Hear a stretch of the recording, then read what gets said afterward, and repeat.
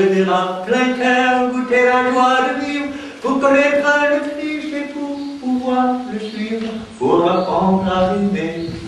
Dites le chapelet, je vous salue, Marie. Ô toi qui as du mal à prier le rosaire, comme vous qui récitez ces deux simples prières, je vous salue, Marie, comme un disque rayé semble forme d'usée ou rite dépassé. Pour apprendre à prier, il y a ton chapelet, je vous salue, Marie.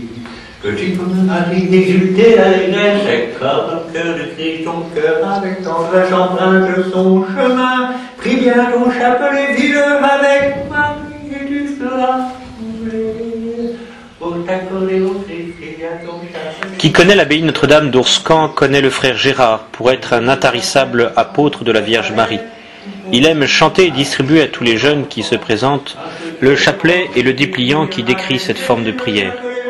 Marie est notre ascenseur ou notre clé du ciel, proclame-t-il à tous ceux qui sont charmés par sa simplicité ou son naturel. Je vous salue, Marie, quand la guerre s'étend partout de par le monde, quand la mort frappe aux portes, quand l'orage gronde, Marie vole au secours de ses enfants chéris en leur offrant son fils et ses larmes s'enfuient. Pour rebâtir la paix, prie bien ton chapelet. Je vous salue, Marie. Chéry-Ourscan, dans l'Oise, à 100 km au nord de Paris et à quelques kilomètres de Noyon, se trouve une abbaye habitée aujourd'hui par une communauté religieuse forte attachante en bure marron, les serviteurs de Jésus et de Marie.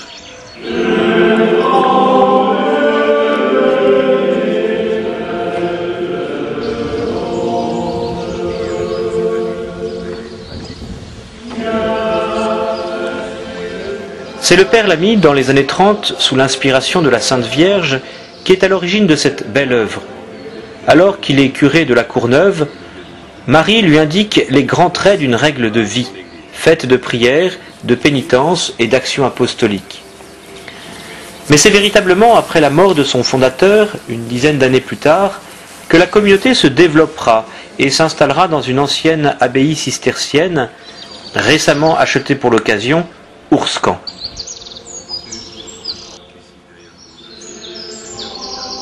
Les frères seront un temps placés sous la juridiction de l'ordre de Cîteaux avant de développer leur propre charisme.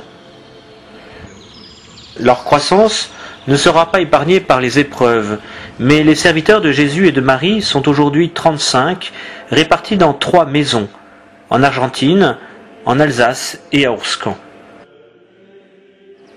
L'exemple donné par le père Jean-Édouard Lamy a fortement influencé la communauté. Il est fait d'intimité avec Jésus et Marie, d'où leur attachement particulier à cette prière simple, mais ô combien efficace, du chapelet. Le Seigneur est avec vous.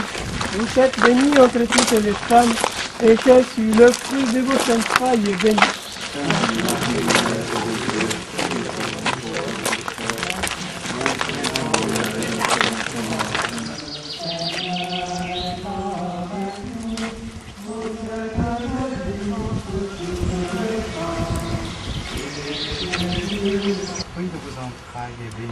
Sainte Marie, Mère de Dieu, priez pour nous pauvres pécheurs, maintenant et à l'heure de notre mort. Amen. Je vous salue Marie, pleine de grâce, le Seigneur est avec vous. Vous êtes bénie entre toutes les femmes, et Jésus, le fruit de vos entrailles, est béni. Sainte Marie, Mère de Dieu, priez pour nous pauvres pécheurs, maintenant et à l'heure de notre mort. Amen. C'est donc dans un cadre magnifique qu'ils accueillent tout au long de l'année retraitants et touristes pour des temps de désert ou de visite. Les ruines de l'abbatiale du XIIIe siècle attirent en effet de nombreux visiteurs.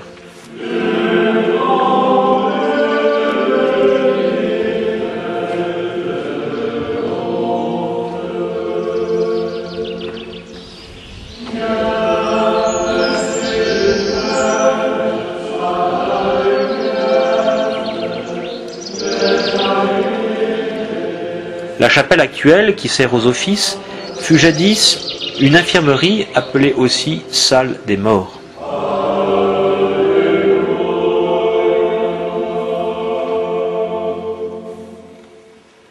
Lorsque les cisterciens furent chassés par les révolutionnaires de 1789, ce lieu connut de nombreuses affectations successives. Notamment, elle servit d'hôpital, puis de manufacture, avant de revenir bien plus tard à sa fonction légitime et première.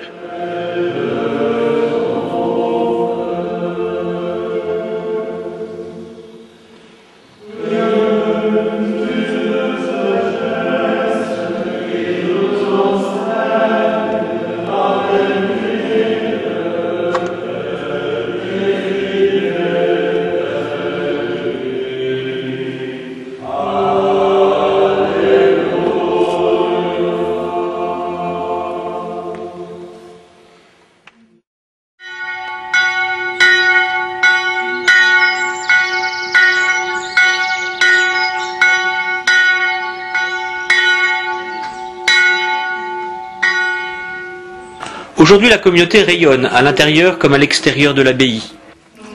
Proposant retraite et enseignement, ils n'hésitent pas à témoigner aussi dans les établissements scolaires, là où on les appelle. Repartir de chez eux, c'est rentrer fortifiés par le contagieux dynamisme qui se dégage à leur contact. La qualité de leur accueil fait aussi d'eux un des lieux où l'on se sent particulièrement bien accueilli. On se rappelle alors ce que Jésus avait dit, « C'est à l'amour que vous aurez les uns pour les autres qu'on vous reconnaîtra pour mes disciples. » L'amour de charité est le fondement même de la vie de l'Église. Nous en faisons ici l'expérience.